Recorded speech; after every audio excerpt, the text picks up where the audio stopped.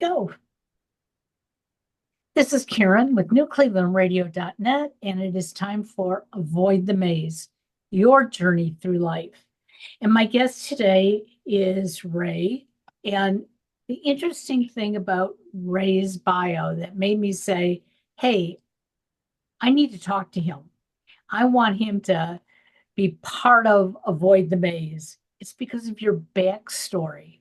And when I read it, um, it's like, obviously you fell into a drinking phase for a reason, but something happened that made you say, wait a second, I don't want to be here anymore. I want to be mentally fit. And what I hope our listeners will hear is it's a choice that we have to make as an individual. It's not a choice somebody else can make for us. You know, our doctors, our families can all tell us that we'd be better off if we didn't eat certain foods, drink, do certain activities. But until we want to make that change, it's just not possible. It's not going to happen. So, Ray, welcome to Avoid the Maze and tell us about your mental fitness. And let's see if in the next 40 minutes or so, I can become really mentally fit. Great. Well, thanks for having me here, Karen. I really appreciate it. Um, I remember when you first were booking me that you said you only had slots in 2025, and then suddenly there was a link that said join me. Right. So I was very touched by that. I was very honored, if you will, by that. Um, let me describe a bit by what I mean by mental fitness. It borrows from the paradigm of physical fitness. So when one first starts going to a gym and working with a personal trainer, perhaps they will start with light weights and do a few reps and build on that so that over time they will achieve their goals, which may be strength, weight loss, energy, all of the above, but they won't walk in and pick up a 50-pound weight and start trying to do, Well, 50 they might curls. try. You might try, and you will likely go home very sore and dejected. Like, I'm Exactly. not doing that again. I did experience that in my 20s when I first tried to go to a gym, and then somebody introduced me to the Nautilus equipment and said, start there and start with light weights. So that's the training I do. I work in a paradigm that's called positive intelligence, only recently developed about 3 or 4 years ago by Shirzad Chamine, but it's stacked on top of other paradigms I'd already been working in.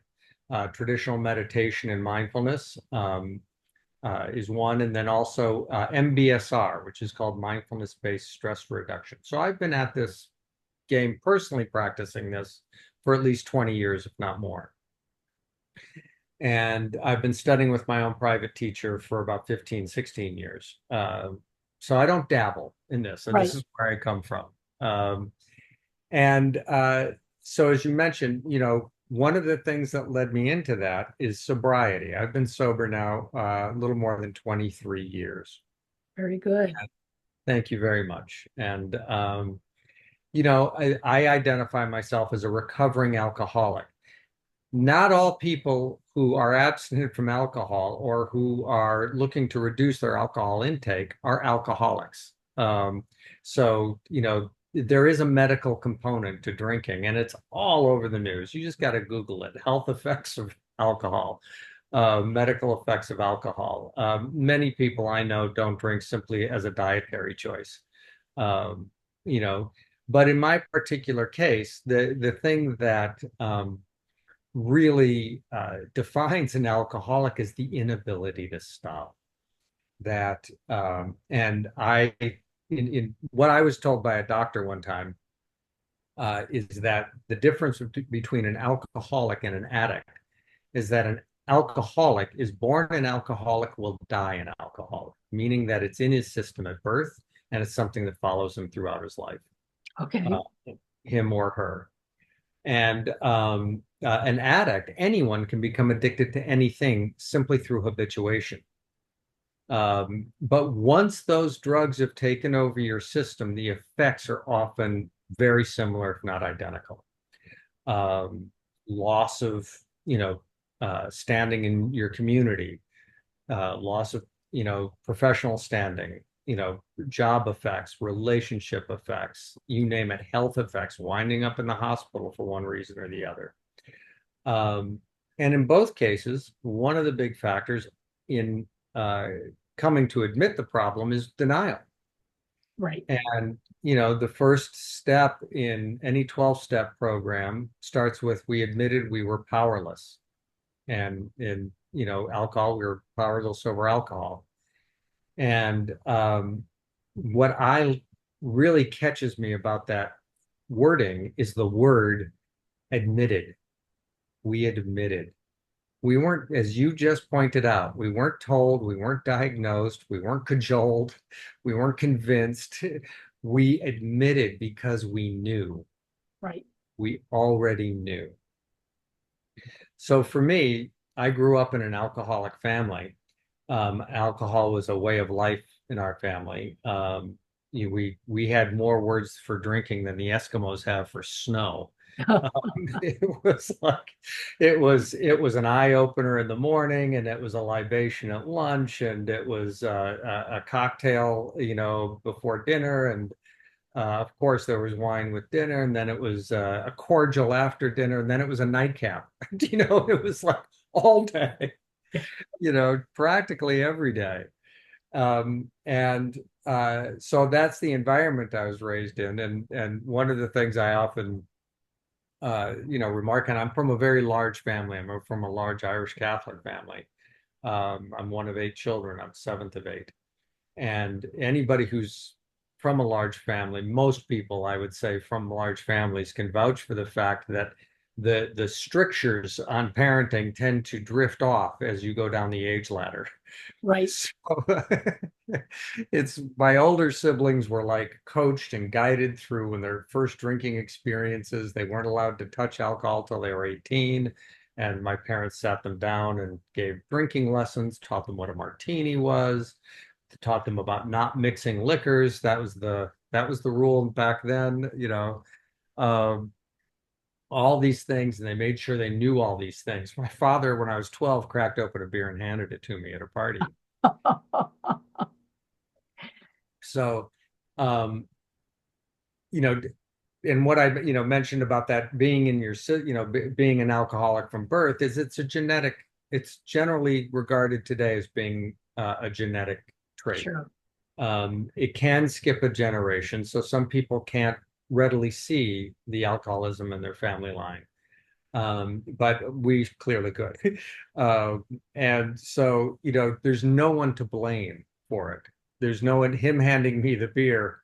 It wouldn't have mattered when somebody handed me the beer. I was going to be an alcoholic anyway. Got it.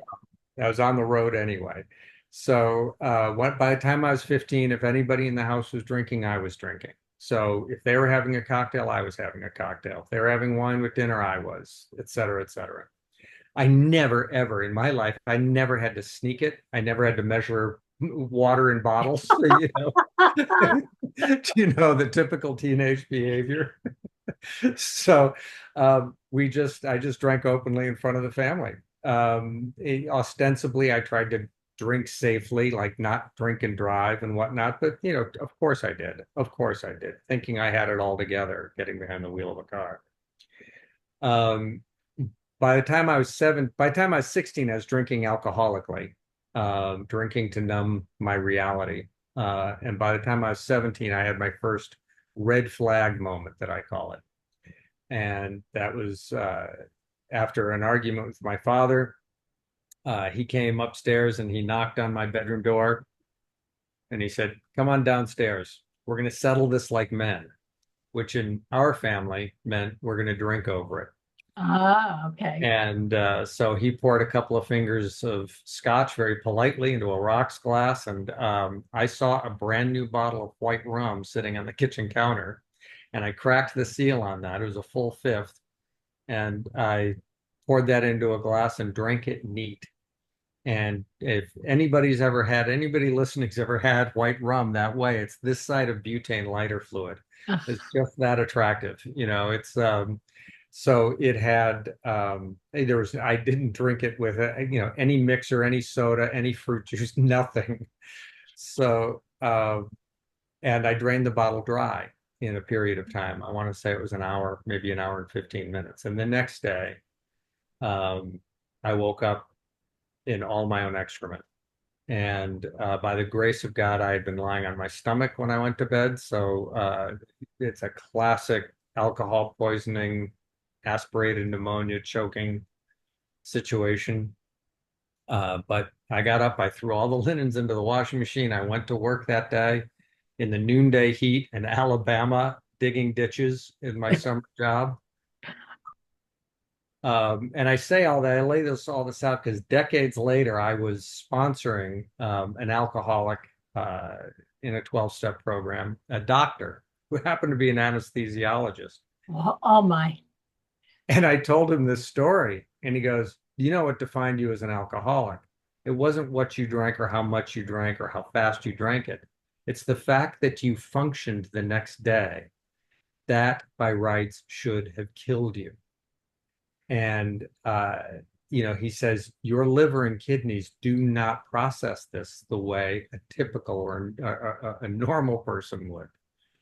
And then he went on to give me a great bit of advice. He said, always tell your anesthesiologist that you're in recovery because they have to dose you up 10 to 30% more because your body does not process these drugs in the same way. Interesting. Ever since, because I did wake up once during surgery, and that was the issue. I had not mentioned to them that because I at the time I was still drinking. So I lay all that out very carefully to show you that in my story, I eventually came to a bottom. So after that moment at 17 years old, I immediately started trying to stop. And I knew I had a problem, but I just wouldn't say it out loud. I simply wouldn't say it out loud. But I would go on these forced abstinence periods thinking, I can quit anytime I want. Usually I wanted to quit right before I passed out. But I would go on these dry, binges, these abstinence binges for a weekend or, through Lent. Many people will do that. It's sort of like now people are doing dry January. Right. And then it eventually, and like any self-respecting drinking alcoholic, I drank for another 25 years. That's how long it took me to bump the brakes on this. And a whole series of events that take me way too long to outline, but it was like ducks in a row that fell domino effect, one thing after the other. And one day I was in a psychiatrist's office being treated, not for alcoholism, but for probably PTSD from childhood events.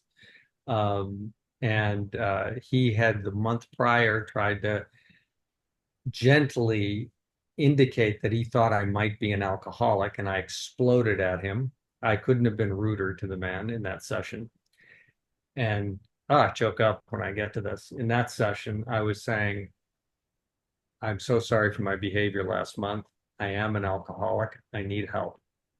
And he said, "There are AA meetings down the street."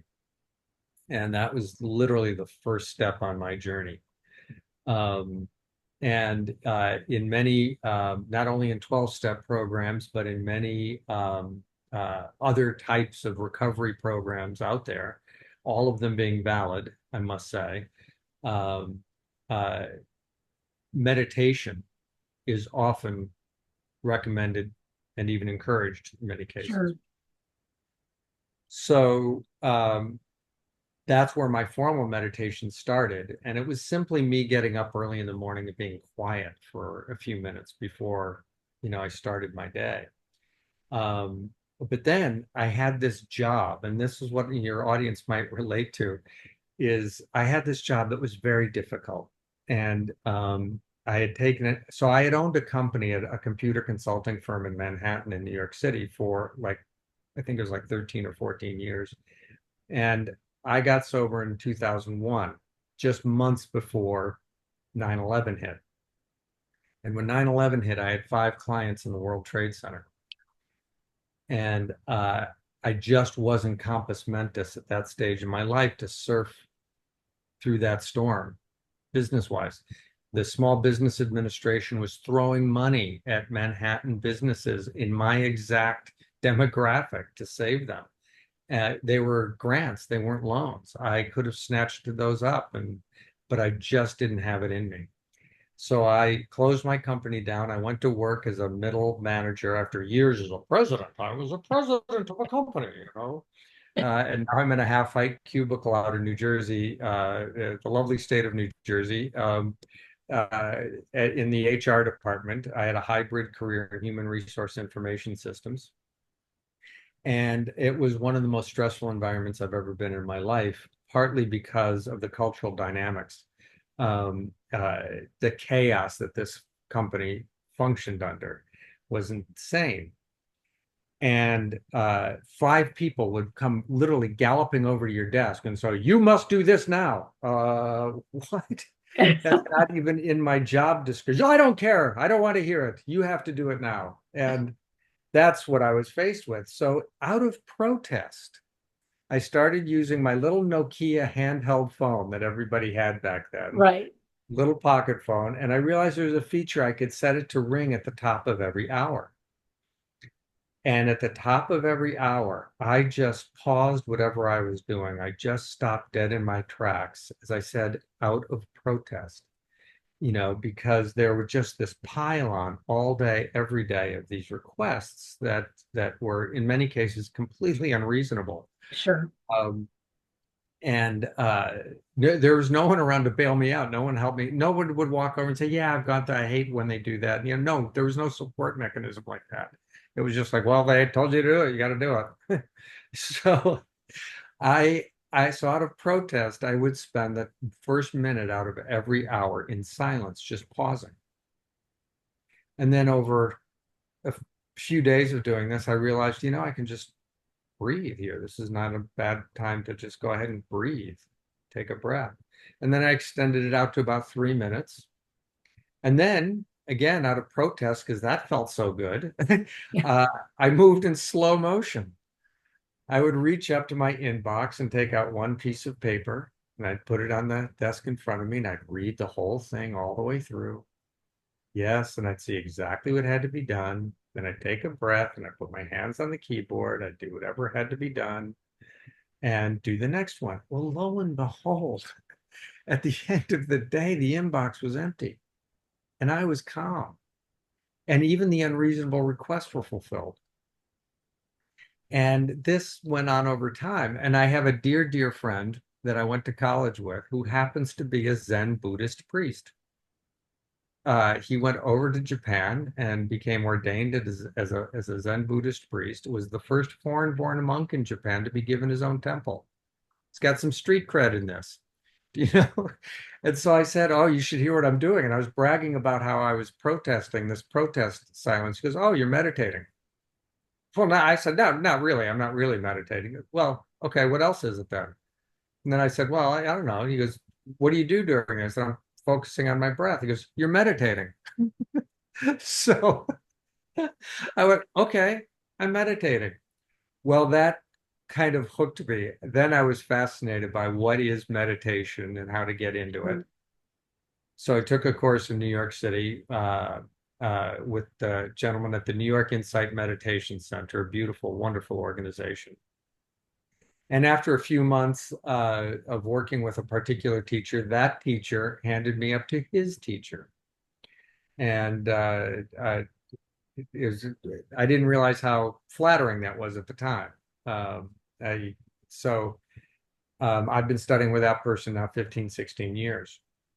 And, you know, different Eastern philosophy element, sort of a grab bag, if you will, but it's all boils down to what meditation brings us to, which is the present moment awareness. You know, there are so many things that you've talked about in the last few minutes that just resonate. First of all, I also took positive intelligence.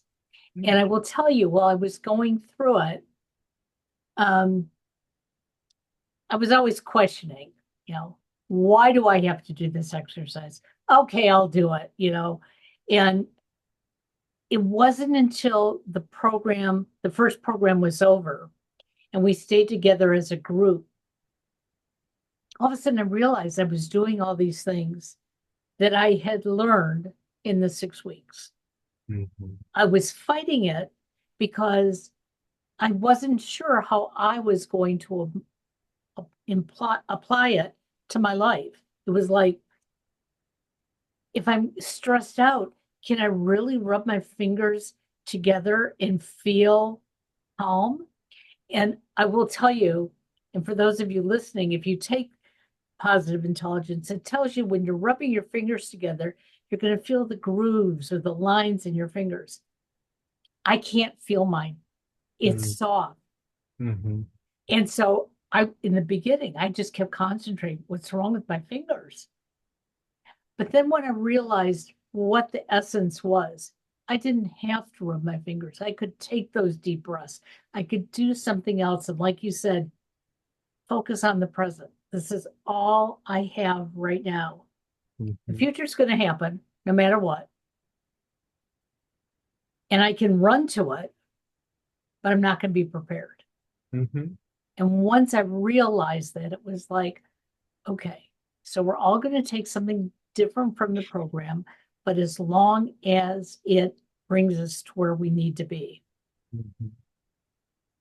As I read your bio, and I'm thinking about all these things that you've been through, it's understandable why you would have been drinking all those years. Because if that's what you see around you, that's normal. Mm-hmm. I grew up in a home where I would see my parents drink occasionally, but usually there was a party going on or something. It wasn't that my father came home from work and had a drink every day. But I happened to be Jewish, and on the Jewish holidays, there was always this horrible Mogen David wine sitting on the table, which was gross. But as kids, we were allowed to have sips of it. And that's all we wanted because it was terrible. For me, that's what made me never want to drink. Because in my brain, that's what alcohol of all kinds tasted like. And sure, in college, I tried. And like you, I woke up one morning. My roommates had left the room because I had messed up the room so badly. And I called my parents to say, I think I have the flu. Can you come pick me up? And the first thing my mother said was, have you been drinking? And it was like, no, no, no. And she came and picked me up. And the whole way home was a 2-hour ride home. All she did was lecture me. If you're going to drink, you better know what you're drinking. If you're going to drink, you better know when to stop. And was like, and I was still denying it. Even the day that she took me back to school, I was still in denial. I think I told her maybe 40 years later, hey, Mom, you were right. I was drinking that day. But you talk about the fact that we're actually born alcoholics. Mm-hmm. This is not information that is shared readily. Why?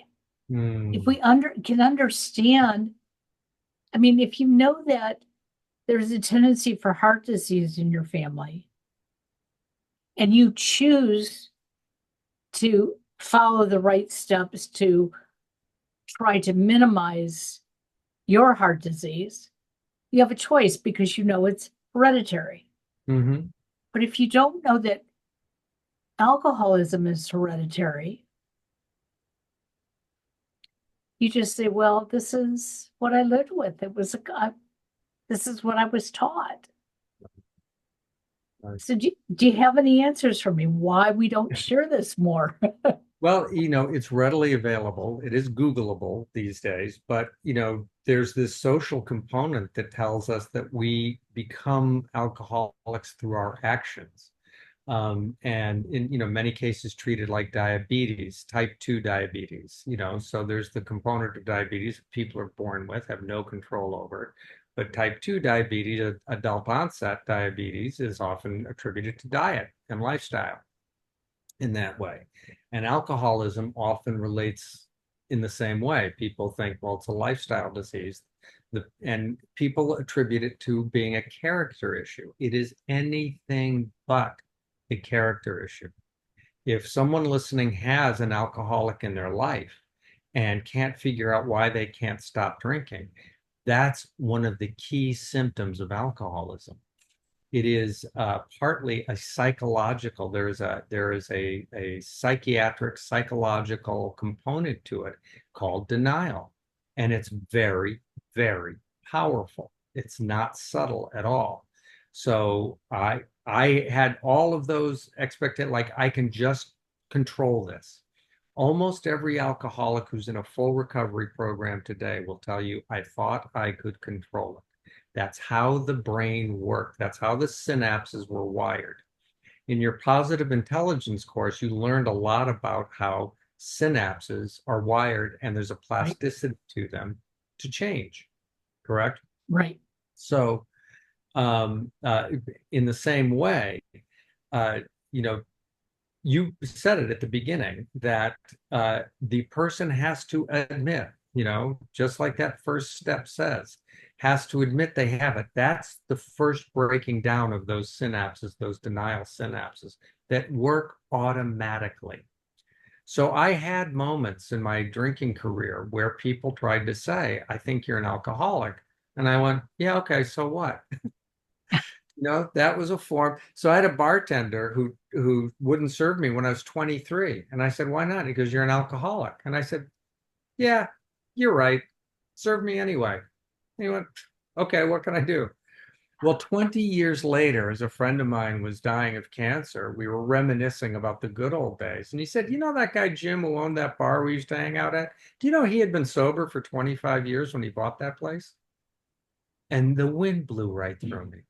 At the time he told me that, was about 15 years sober. And I went, that's why he recognized me, A, as an alcoholic, and B, he recognized that I wasn't ready to stop. And there was nothing he could do about it.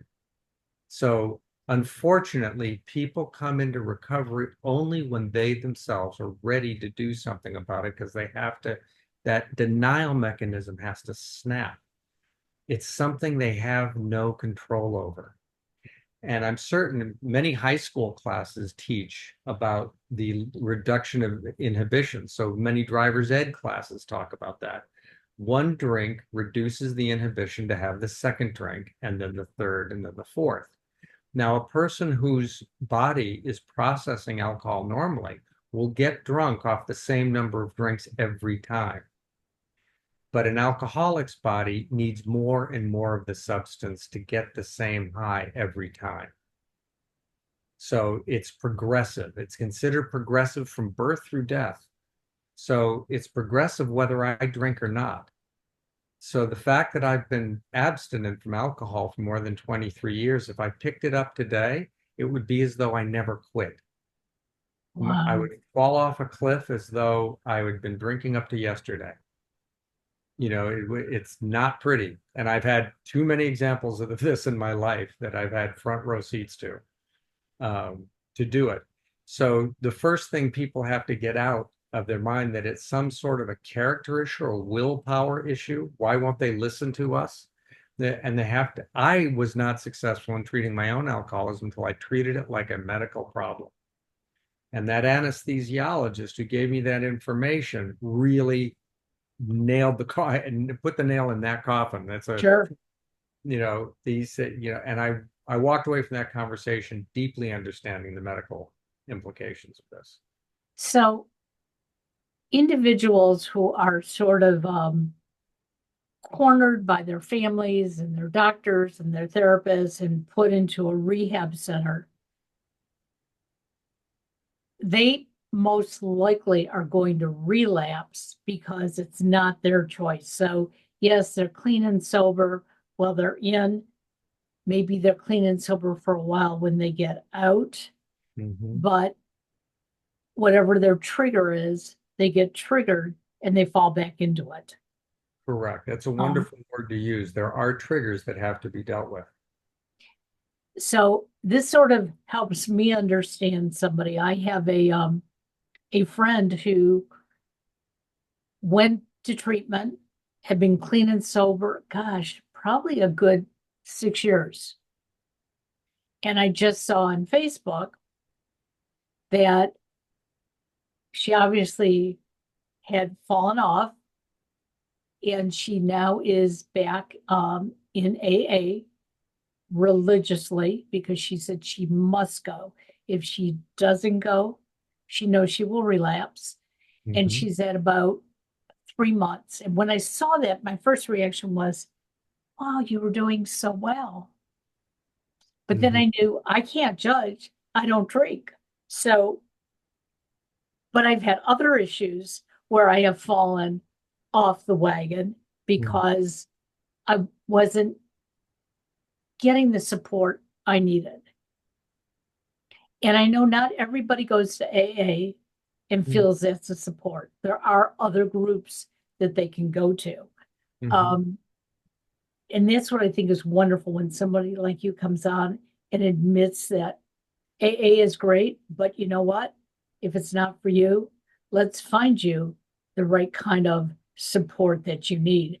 And you're still on one-on-one support with a coach. Isn't that interesting, everybody?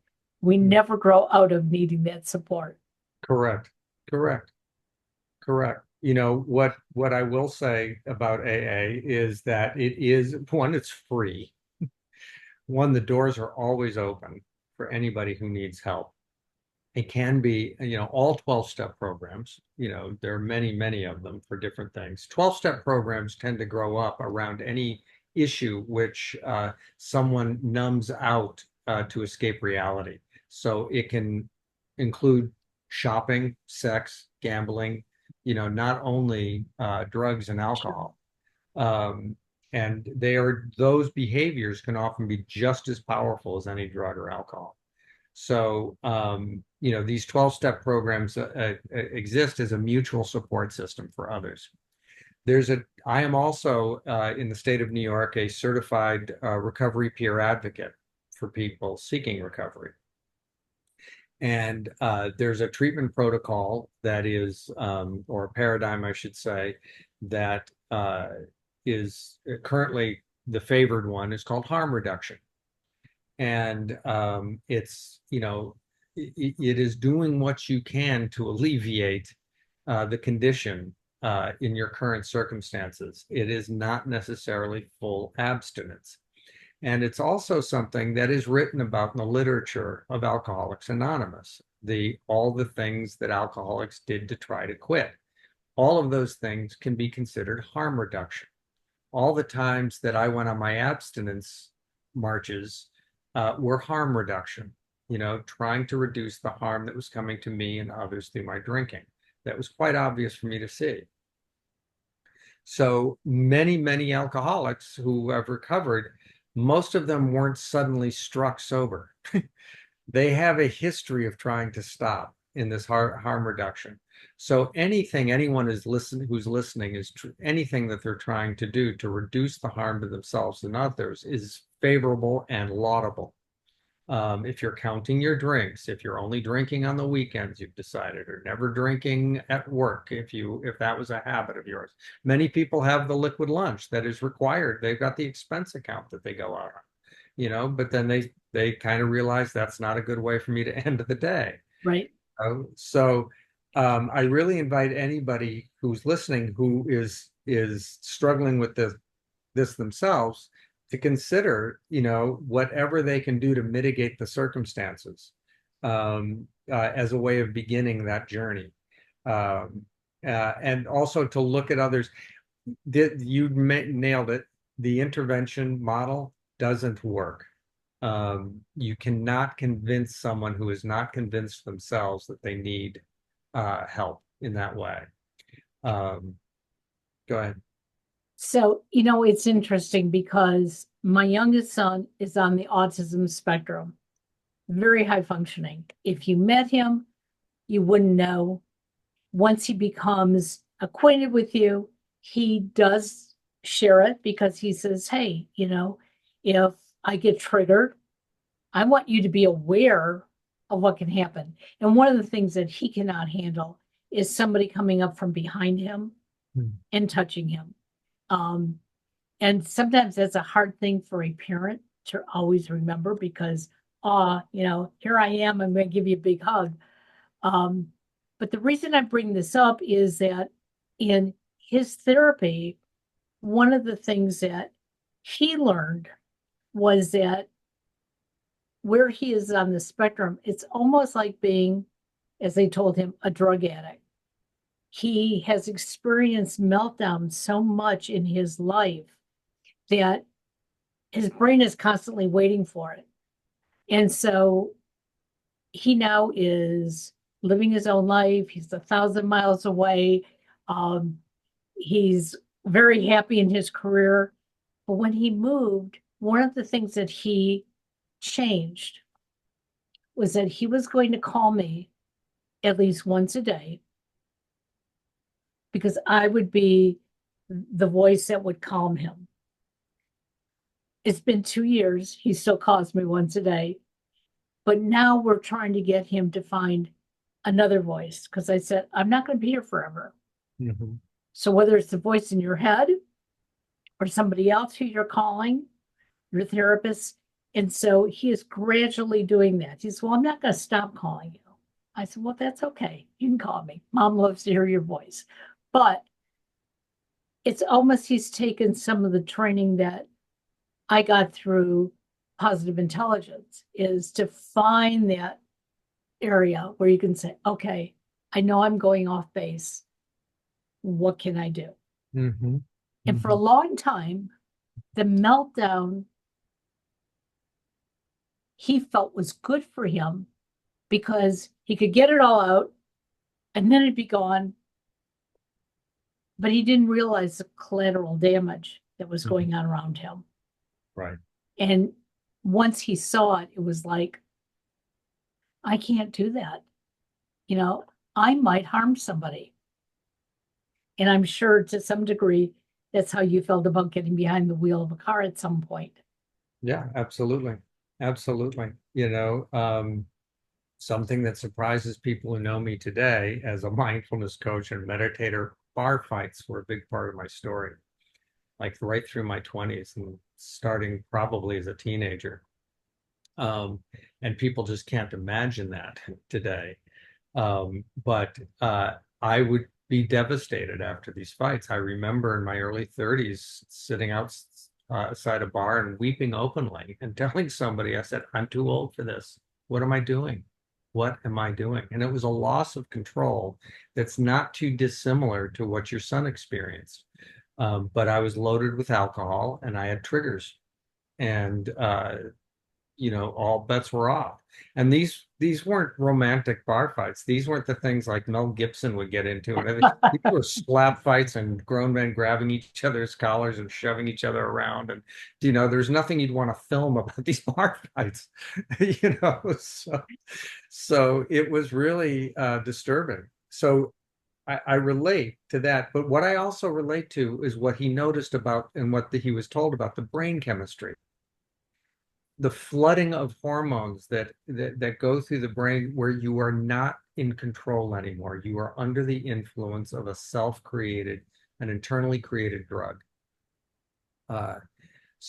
Which is one of the things the psychiatrist was treating me for. When I saw him, he was treating me for rage. And I would explode into these rages that's similar to what your son describes. There was a wake of shock and awkwardness when it was over. The smoke was settling, the dust was settling. I applaud you for raising a child in the spectrum to the point of such independence. I have a child with Down syndrome. And I think we can relate to the fact that independent living is the goal. It is. And for our listeners out there, please don't judge parents and please don't judge the children. Right. And there's so much of this going on right now. My son was judged horribly throughout school. Mhm. And I always tell this story. He was 6 years old. He went to kindergarten. He went to first grade. It was first grade, and the fire alarm went off. He climbed underneath his desk. He refused to get out. They knew it was a practice drill, so they didn't make him get out. But then I get a call saying, you better take him to a doctor. We think he's on the spectrum. Can't come back to school till you have the diagnosis. Totally ridiculous. He was a fine young kid, okay? We got the diagnosis. He went back to school, and they said, well, academically, he's up here, so we can't take him out of the class, but we're going to have him do special things. To me, that was the worst thing they ever could have done to him. Because on one hand, he saw himself as being special. When he didn't want to do those special things, that's where the meltdowns got, because the other kids were looking at him going, oh, you can't be part of us now. You've got to go over there. Right. It's really when he graduated college and started working and had people around him who said, if you're on the spectrum, I can't tell, and it doesn't make any difference to me. His world started to change. Wonderful. So what I say to people is, don't look at somebody and assume that they don't have the ability to do something. Don't look at somebody who is maybe suffering like Ray was and assume that you can correct it for him. We each have to come to that on our own. We can be guided, because obviously you've been guided, and you're guiding other people. And to me, that is where we all have to come together. We just have to stop judging. And I'm sure if I saw you during a bar fight, I probably would have judged you as well. But the more we educate ourselves, the more we're going to understand. Yeah. And I'm so grateful for you joining us today. How can my listeners find you and follow you and maybe get your expertise? Terrific. Well, thank you. I offered a couple of different levels of mental fitness. One is individual classes of positive intelligence, similar to what you took. I also am looking, I am building a corporate client list of bringing this into groups, bringing positive intelligence into groups, into organizations. But, germane to our conversation today, I have a 4-month intensive program called Mental Fitness for Business Leaders in Recovery. And none of these are an impulse purchase. So what I invite people to do is to connect with me on LinkedIn. I can provide you with my LinkedIn profile link if you'd like to put that on the web for your podcast. Because it really has to start with a conversation where we get to know each other and we find out if we're a good fit for each other. And if I'm not the right coach for you, I might be able to direct you to one, because I have a lot of coaches in my stable, if you will. And I would love to tell people more about any one of these offerings, how they work. That is wonderful. And I thank you so much, because, I say the same thing to my coaching clients. If we're not the right fit for each other, you may be the right fit for me, but I certainly may not be the right fit for you. I'd rather refer you to somebody else and have you get the assistance that you need, rather than stick with me. I cannot tell you how many bad choices I've made in the past with therapists, that because I was referred to them, I thought, oh, how do I dare quit? And it was thanks to a wonderful coach that I met along the way. He said to me, you have a voice. that's how you quit. And was like, oh, that's how you do it. So I was very grateful. And not that there's anything wrong with therapy, but again, doctors, therapists, coaches, make sure it's the right fit for you, because otherwise nothing's going to help. If I can say, I find the type of work that I do to be a wonderful adjunct to therapy and psychiatry and Absolutely. stuff. It helps augment them. You know, that you tend, I get reports back that their therapy is going better when they do this, you know, positive intelligence or mindfulness work, mental fitness work. Their psychiatry is going, they're more compliant on their psychiatric programs, and they're enjoying their 12-step, you know, programs much better through this. So I believe in all of it. I never second guess what somebody else is already working on when they come to me. So it is terrific. Well, thank you again. And we will put all those links in this show notes. So no excuse not to find Ray. Have a great day. Thank you. Thanks so much. Bye-bye.